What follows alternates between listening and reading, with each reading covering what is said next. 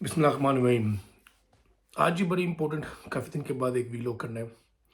आप लोगों से कुछ बात करनी है। ये जो पाकिस्तान इंडिया वॉर के हवाले से काम चल रहा है, बहुत से लोग कंसर्न है, मैं भी कंसर्न था। सबसे पहले तो जो डिफेंस है कि अगर उनके ड्रोन्स आ रहे हैं, उनके अटैक आ रहे हैं, तो हम हमारा डिफेंस सिस्टम ऑटोमेटिकली उसको क्यों नहीं गिरा पा रहा।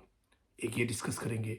दूसरा हम डिस्कस करेंगे कि किस नहज पे लेके आ गया इंडिया इस सिचुएशन को और ये कंट्रोल से बाहर होती जा रही है।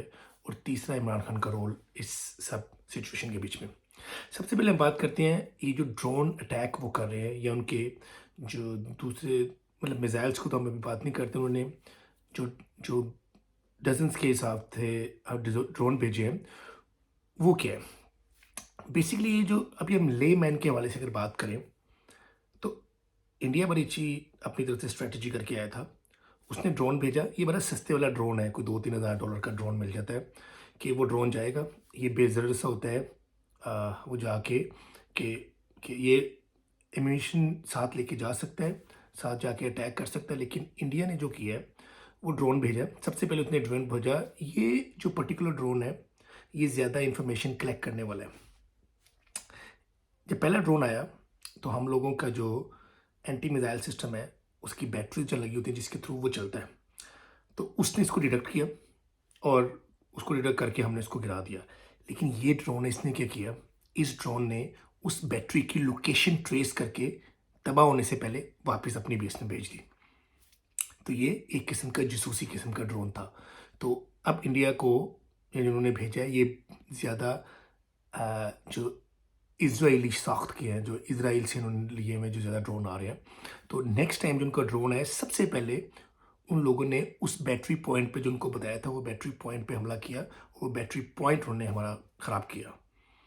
इस समय पता चल गया कि जी ये तो आस्ता आस्ता जितने बैटरी पॉइंट है, जितने भी एंटी मिसाइल सिस्टम लगे हुए हैं, ये तो आस्ता आस्ता ड्रोन भेजेंगे। सस्ता सस्ता सा है, 2-2 3-3 हज़ार का, कितने 50-100 ड्रोन भेज के तुम्हारे मेजर पॉइंट्स को पता चल जाएगा उनको।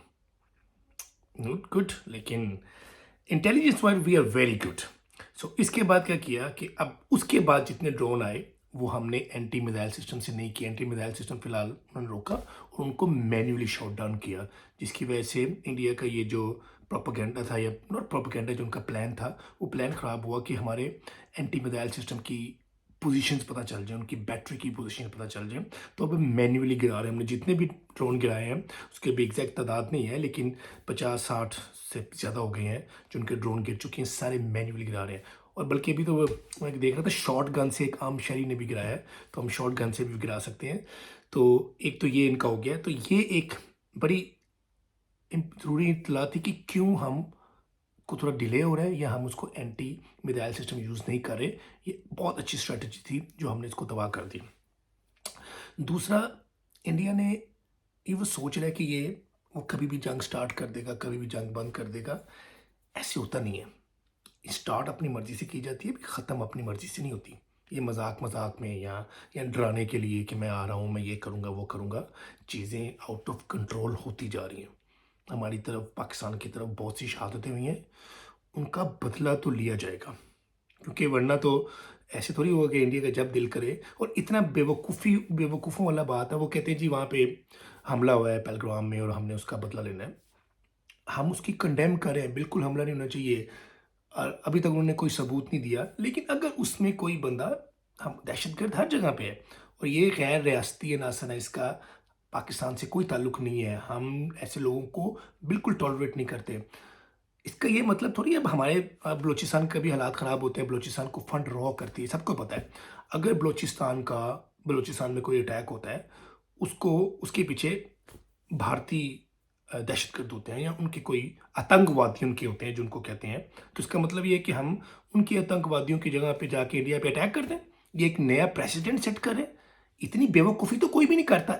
इतना हम लगता था कि तरक्की कर रहा है, ये अपने 6% की ग्रोथ हो रही है, दुनिया की बड़ी मईशत बनने जा रहा है। लेकिन इतने बेवकूफ़ हैं ये लोग, पागलों की तरह। अब ये जो मोदी सिर्फ अपने वोटर्स को खुश करने के लिए, हमेशा आगे उनके इलेक्शन भी आने वाले हैं, एंटी पाकिस्तान और वॉर के लिए और एंटी मुस्लिम ये जो ये चला रहा है, ये नहीं है, ये एक सेकुलर रियासत थी जो ख़त्म हो गई है, अब हिंदू रियासत बनने जा रही है। ये सेकुलर रियासत नहीं है। इंडिया ने अपना अपना मेन मकसद ही, जैसे पाकिस्तान एक मुस्लिम बेस्ड है, पाकिस्तान एक मुस्लिम कंट्री, वो सेकुलर कंट्री था, अब वो नहीं रहा।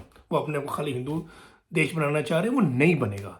हिंदुत्व जो इसका एक एक जो अपना प्रोपेगेंडा वो लेके चले, वो ख़राब कर रहे हैं। ये अपना अपने मुल्क का मेन पर्पस ख़राब कर रहे हैं। तो ये तो कंफर्म है, हमने बड़े क्लियरली बताया। अभी DGISPR ने बोला है, जो एक प्रोपेगेंडा कर रहे हैं इंडिया के, जो हमने जाके अटैक कर दिया, हमने मारा है, ये करे बगैर किसी सबूत के।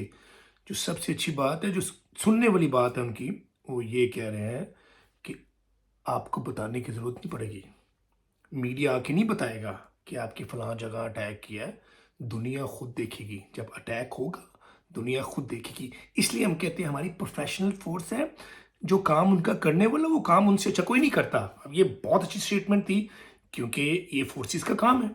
जो बाकी सियासतदानों का काम है, रियासत चलाने का काम है, वो उनको करने दें। लेकिन वो अपना काम बहुत अच्छा कर रहे हैं, पूरी कौम उनके पीछे खड़ी है। लेकिन उसमें जो एक सबसे मेन चीज़ मिसिंग है, वो अभी हम इससे नेक्स्ट बात करते हैं, वो इमरान खान है, जो इस वक्त हमें सबसे ज़्यादा ज़रूरत है। तो ये जो इन्होंने हमला किया है, इसका जवाब मिलेगा, उसका टाइम और उसका जगह हमारी गवर्नमेंट और हमारी फोर्सेस डिसाइड करेंगी। लेकिन जवाब आपको मिलेगा। इंडिया का बड़ा शौक है कि पाकिस्तान उस पर हमला करे, उनका शौक पूरा होगा। अब जो सबसे इंपॉर्टेंट बात है, जबकि जंग होती है, जंग में जो फौज होती है, जो उसकी फोर्सेस होती हैं, उनको उसके पीछे अवाम चाहिए होती है। अवाम हमारी ठीक है, अवाम पीछे खड़ी है, लेकिन अवाम का सबसे बड़ा एक मुतालबा है, अवाम का सबसे बड़ा लीडर, जो सबसे मकबूल लीडर है, जिसके पीछे 80% अवाम खड़ी है, वो इमरान खान है। इस वक्त अपनी ज़ाती है ना, एक एक बंदे से डर के वो ख़त्म करना चाहिए। इमरान खान एक स्टेट्समैन है। खान साहब को अगर ये बाहर निकालते हैं, पाकिस्तान को इमरान खान की ज़रूरत है। तो इमरान खान के लिए पाकिस्तान से आगे कुछ नहीं है। अगर ये बाहर निकालते हैं, सबसे पहले खान साहब ने आके ये कहना है कि पूरी कौम यकजा है, पूरी कौम हमारी आर्मी के साथ खड़ी है और इंडिया से लड़ने के लिए तैयार है। मैं यकीनन कहता हूँ कि वो अपने सारे इख्तलाफ बुला के, इस वक्त वो बाद में देखा जाएगा, जो हमारे सियासी इख्तलाफात हैं, जो सियासी मामला है, वो हम बाद में देखेंगे, वो अभी नहीं, अभी सियासत नहीं करनी। अभी सारी कौम का एक मकसद है, वो हमारी बका है। हम अपनी बका के लिए सबसे आगे खड़े होंगे। तो इमरान खान का इस वक्त बाहर निकालना, कौम से बात करना, और जिस तरह आंखों में आंखें डाल के इमरान खान बात करता है, कोई भी नहीं कर सकता।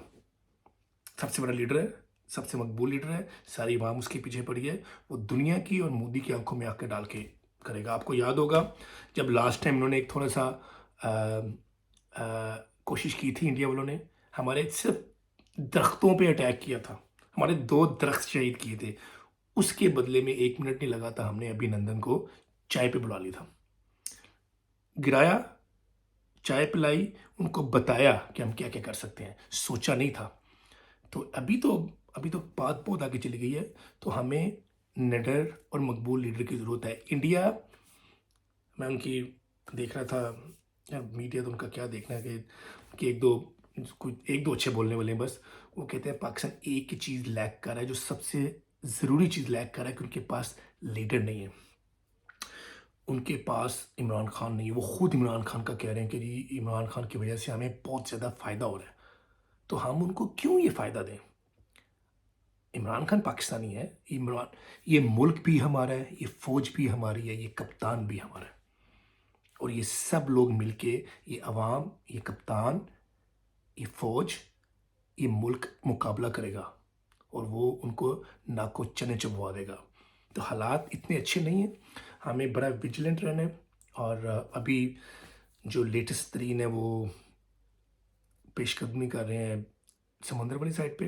तो अभी मैं ब्रिटिश मीडिया का एक देख रहा था, वो कह रहे हैं कि उनकी तैयारी से लगता है कि उन्हें कराची पोर्ट पे हमला करना है। इंडिया बहुत बड़ी गलती कर रहा है, ये मजबूर कर रहा है। ये वॉर जो है, ये एटॉमिक वॉर की तरफ चलेगी। पाक दुनिया की पहली एटॉमिक वॉर होगी। ये इंडिया इतना बेवकूफ़ी पता नहीं क्यों कर रहे हैं, मजबूर कर रहे हैं। हम उसको जितनी सब्र के साथ उसको टाइम दे रहे हैं, उसको समझ जाना चाहिए। लेकिन अगर वो बाज़ नहीं आएगा, बदल देखिए जवाब तो उसको मिलना है, लेकिन जवाब जितना वो कम अपनी बेवकूफ़ियाँ दिखाएगा, उतना कम जवाब जवाब मिलेगा। जितना वो आगे बढ़ने की कोशिश करेगा, 1 के बदले 5 वाला हमारा बात हुई हुई है, वो मारना है, वो आएगा। तो अभी कराची की तरफ वो भाग रहे हैं। उन्होंने अपनी जो नेवी है, नेवी को उन्होंने स्टार्ट किया है। हमारी नेवी बिल्कुल अलर्ट है, हमारी पाक फ़ज़ाई अलर्ट है। देखें, जंग जो है ना, वो यहाँ से लड़ी जाती है, जिगर से, दिमाग से।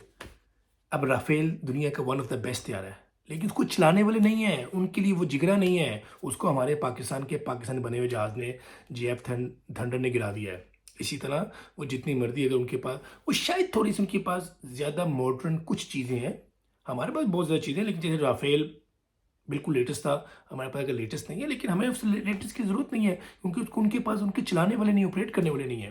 तो इंडिया होश के नाखुन लो। अगर ये नेवी वाली साइड पे भी आएगा, उनको प्रॉब्लम ये है कि उनको हर तरफ से मार पड़ रही है। उनकी चौकियाँ भी गिराई हैं हमने, उनकी पूरी ब्रिगेड मारी है हमने, उनके जहाज़ गिराए हैं। अब आखिरी चीज़ रह गई है, अगर उन्हें नेवी पे भी चलना है तो नेवी का भी करके देख लें। तो जंग का एंड पे जो मर्जी हो जाए, जितनी मर्जी बड़ी जंग हो, छोटी जंग हो, एंड पे आपको टेबल पे बैठना पड़ता है। तो why this is ridiculous. India को इतनी बेवकूफ़ी करने की ज़रूरत क्यों पड़ी है, ये कोई समझ नहीं पा रहा। पूरी दुनिया इस पे हैरान है, वो किसी की नहीं सुन रहा। लेकिन इंडिया को इसका जवाब मिलेगा। इंडिया को अभी भी रुक जाना चाहिए। सारी कौम एक खड़ी खड़ी है, और सब इंशाल्लाह मिल के इसका मुकाबला करेंगे। बाकी कोई और ख़बर आती है इंशाल्लाह मैं आपके साथ अपडेट करता रहूँगा। बहुत शुक्रिया।